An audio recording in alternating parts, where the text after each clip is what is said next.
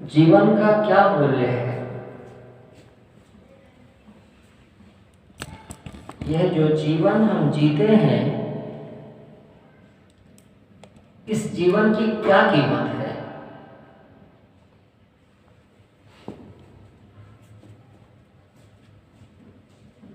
हर एक आदमी को यह प्रश्न अपने आप से पूछना चाहिए।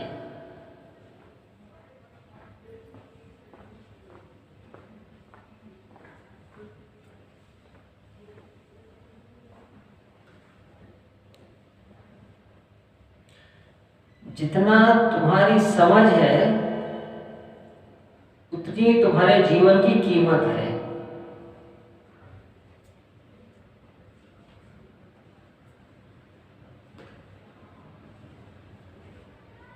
कभी सड़क से गुजरते हैं तो लिखा रहता है, देखते हैं, खड़ा मुर्गा 130 रुपया, कटा मुर्गा 160 रुपया। खड़ा मुर्गा माने चलता फिरता मुर्गा, उसकी कीमत 130 रुपया है, और कटा मुर्गा 160 रुपया। उसको देखता हूं तो मैं सोचता हूं, जिंदा मुर्गे की कीमत या मरे मुर्गे की कीमत किसकी ज्यादा है?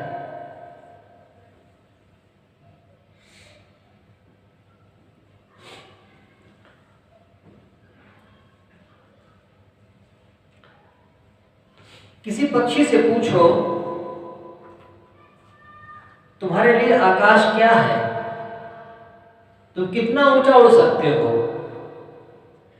जितने उसके पंख मजबूत हैं उतना ऊंचा वो उड़ सकता है। कौवे से पूछोगे तो उसकी ऊंचाई कितनी होगी?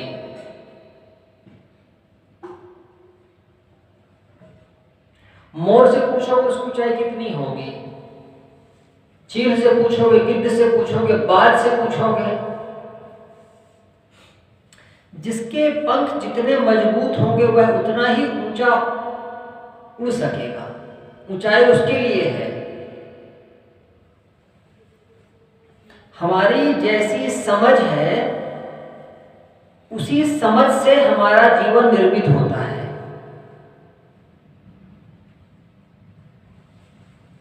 एक पेड़ है, वह पेड़ कितना ऊंचा जा सकता है? आप सोचेंगे?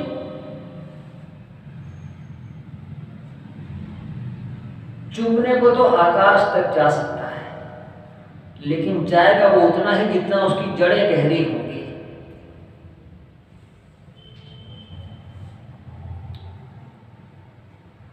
एक आदमी है, उसको एक साधारण सी नौकरी मिल जाती है, एक साधारण स्त्री मिल गई, एक दो बच्चे हो गए, एक अपना घर 2-4 कमरों का, और वह पूरा जीवन उसमें जीने को राजी हो जाता है। कुछ एक मंदिर में जाते हैं, एक मूर्ति बनाते हैं, प्रतिष्ठित करते हैं, उसकी पूजा आराधना करते हैं, गीत गाते हैं, पूरा जीवन को वैसा ही करते हुए अपना जीवन गुजार देते हैं। उनके लिए उनका जीवन उतना ही कीमती है। बस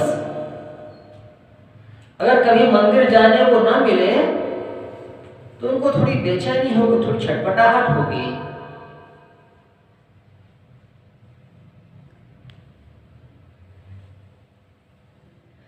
सबका जीवन अपना है,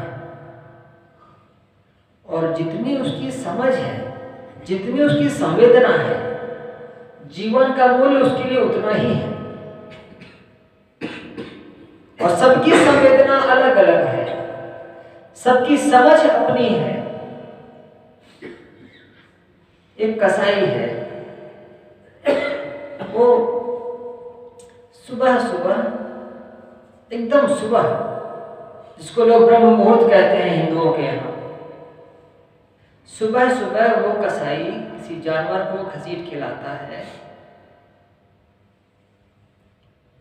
और गिरा करके काटता है। उसे एक बार भी ख्याल नहीं आता है कि सूरज अभी आसमान में आएगा, एक जीवन खिलेगा, लोग अपने घरों से बाहर गुजरेंगे, उठेंगे। नहीं, उसे कुछ मतलब नहीं है। वो एकदम मशीन हो गया है। वो जानता है कि मुझे 8 बजे तक में 100 पशु काटने हैं। उसके लिए वही जीवन है, पूरा जीवन वो ऐसे ही जी सकता है। उसके लिए क्या कीमत है आदमी की? उसके लिए क्या मैं पढ़ता था तो बगल में कैंटीन थी। तो 5वीं 6वीं 7वीं में पढ़ते थे हम लोग।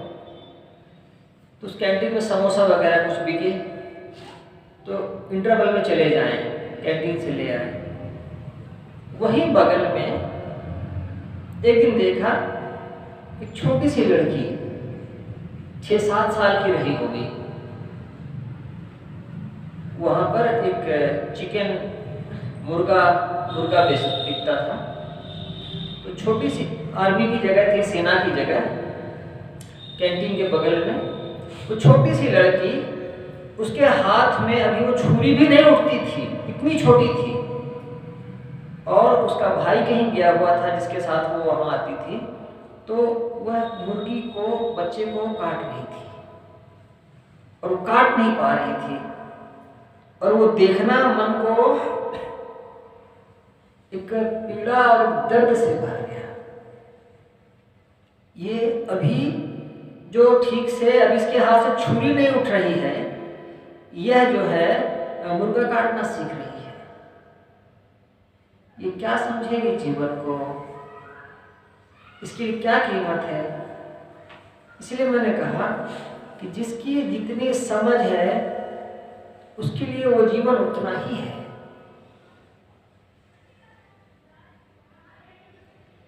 आप जितने संवेदनशील होते हैं जीवन उतना सुंदर होता है, और जितने असंवेदनशील होते हैं, दिल जितना कठोर होता है, उतना जीवन सूखता चला जाता है। ये बड़े बड़े धनियों को देखें।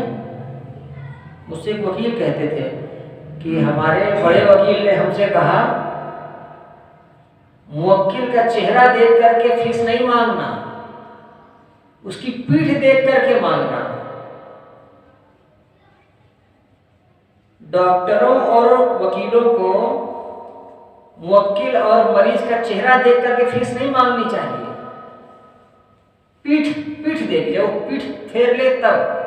माने मुवक्किल है, परेशान है, मुकदमा लड़ने आया है, कोई मजबूरी है, और तुम उससे फीस मांग रहे हो। वो तो वैसे ही मारा है, अधमरा है, कुछ और मारे दे रहे हो, तो तुम्हारे मन में करुणा जग जाएगी। उसका मुंह मत देखो, उसका चेहरा मत देखो, पीठ देख करके बात करो। और डॉक्टर हैं, उसके पास कोई अपने पेशेंट को लेकर के आया है, मरीज को लेकर के आया है, या स्वयं रोगी है, वो बेचारा स्वयं शरीर के रोग से पीड़ित है, उससे पैसा लेना है, तो डॉक्टर करुणा करने के चक्कर में ना पड़े। ऐसा लगे कि उसकी पीठ को देख रहा है, उसके मुंह को नहीं देख रहा है। बड़े वकील ने छोटे वकील को कहा कि जब मुवक्किल आया तो उसका मुंह देख करके फीस मत मांगना, नहीं तो कुछ नहीं मिलेगा तुम्हें। हमें असंवेदनशील बनाया जाता है। जितना हम कठोर हो सके। सेना में जब गोली चलाना सिखाते हैं तो कैसे सिखाते हैं? जो विरोधी है उसका एक पुतला सामने खड़ा कर लिया जाता है, और देखो इसके हार्ट पे, इसके सीने पर ही गोली जानी चाहिए। वहां से प्रैक्टिस करते हैं। तब जब कभी लड़ाई होती है तो मन में जो मनोविज्ञान होता है कि सीधे दिल पर ही गोली लगनी चाहिए। ये सिखाया जाता है, कठोर बनाया जाता है, तो जीवन की कीमत भी उतनी ही होती है।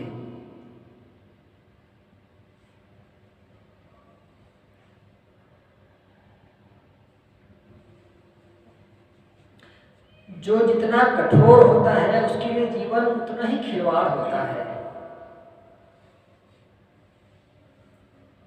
जो जितना असंवेदनशील होगा, जीवन का कोई मूल्य नहीं है उसके लिए।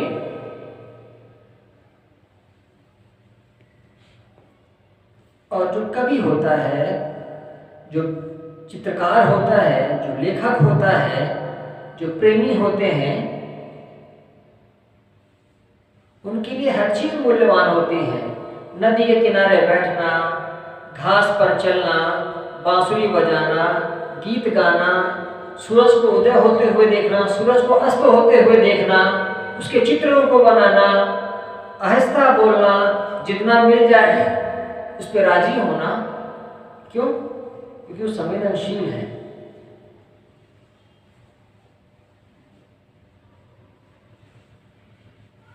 और जब आदमी ने पहले ये मूर्ति को रचा था, तो आदमी अपनी संवेदनशीलता के लिए ही रचा था। तुम मूर्ति में भी अपना प्रभु देखते हो, अपना ठाकुर देखते हो, अपना परमात्मा देखते हो, है तो मूर्ति। लेकिन हमारा मन संवेदनाओं से भरा हुआ है, हमारा मन इतना संवेदनशील है कि उसमें हम परमात्मा देखते हैं। ये संवेदनशील लोगों के लिए ही संभव था।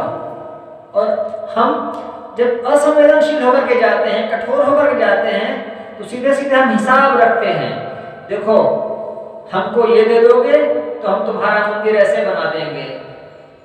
अभी शायद 1 महीना पहले कामाख्या देवी के लिए किसी एक बड़े आदमी ने 19 करोड़ रुपए का सोने का मुकुट भेजा है। अभी मुश्किल से महीना भर पहले की खबर है। तुम हर चीज को सोने से तौलते हो, धन से तौलते हो। ये सारी चीजें किसी काम की नहीं है।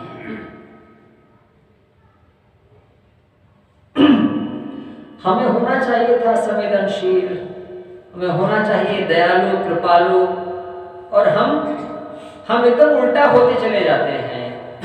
वहां पर फिर कुछ भी काम नहीं आता है।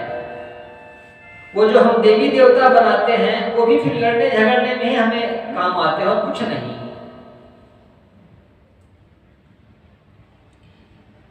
ये जो धर्म का जो रास्ता है, जो अध्यात्म का रास्ता है, ये संवेदनशील लोगों के लिए है, महत्वाकांक्षी लोगों के लिए नहीं है।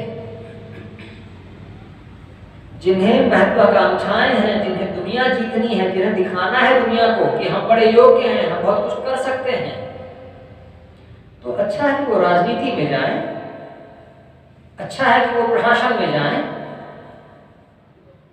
संतत्व का रास्ता, भक्ति का रास्ता तो वह रास्ता है जिसमें मौन ही हमारा मुखरित हो, हमारा मौन ही बोले।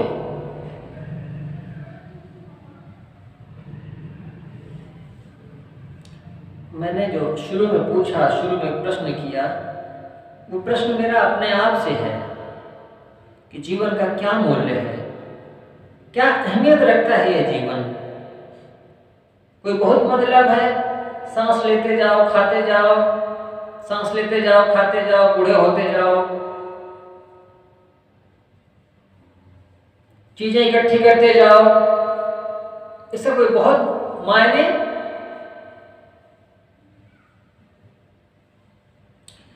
मेरे कुछ साथी जिनके साथ में पढ़ता था, तो एक दिन मिलने आए उसमें से कुछ लोग, उनकी बातें सुनता था, उनके किस्से थोड़े उसे सुनता था, तो ऐसे लगता था जैसे बड़े बच्चे जैसे कुछ बातें कर रहे हैं।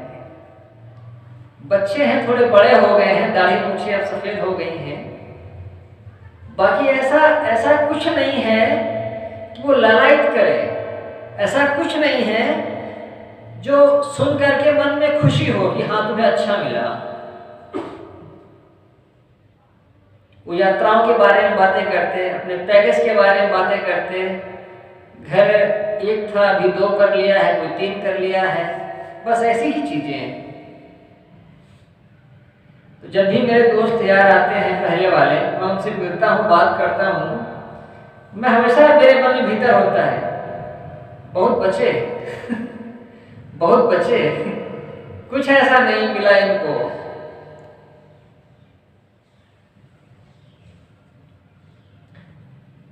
जीवन जितना संवेदनशील हो, जीवन जितना शांत हो, जीवन जितना गहरा हो,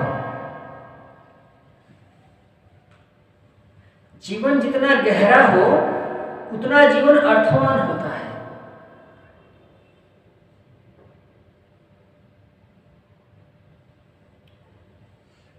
एक नवयुवती है, स्त्री है, वो अपने छोटे से बच्चे को अपने गोद में लिए हुए अपने पति के साथ सड़क पर जा रही है। वो संतुष्ट है, उसका 2 कमरे का मकान है, 1 कमरे का मकान है, उसका पति है, वो नौकरी करता है, वो अपने बच्चे को लिए हुए अपने पति के साथ जा रही है। वो संतुष्ट है, वो जरा नहीं देखती है कि दाएं मुझे कौन देख रहा है, बाएं मुझे कौन देख रहा है, बस वो अपनी मस्ती में चली जा रही है। यह जो आत्मसंतोष का भाव है, यह हमें धनी बनाता है। हम उतने खुश होते हैं, हम उतने प्रसन्न होते हैं, और नहीं तो हम बनिया जैसे हो जाते हैं, अपनी दुकान भी चलाते हैं और सामने वाले की दुकान पर भी नजर रखते हैं। मेरे पास 5 ग्राहक है, उसके पास 10 ग्राहक है। लेकिन यदि कोई अपने में संतुष्ट होकर के जीता है तो वो परवाह नहीं करता है कि पड़ोसी के यहाँ क्या हो रहा है, दाएं क्या हो रहा है, बाएं क्या हो रहा है, बस अपनी खुशी में, अपनी मौज में जीता है। जो अध्यात्म का रास्ता है वह हमें संतोष देता है, हमें खुशी देता है, वह हमें संवेदनशील बनाता है। जो मिला वह ज्यादा है, कम नहीं, जो मिला वो ज्यादा है। जब ज्यादा तो फिर क्या शिकायत।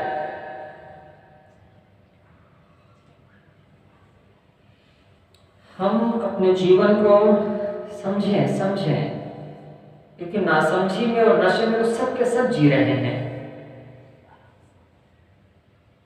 जितना हमारा नशा टूटेगा, जितनी हमारी समझ बढ़ेगी, उतना हम अपने जीवन की कीमत समझेंगे, उतना हमारा जीवन अर्थवान होता जाएगा। ये थोड़ी सी बातें मैंने आपके सामने कही, अपनी बात को मैं यहीं पर विराम देता हूँ।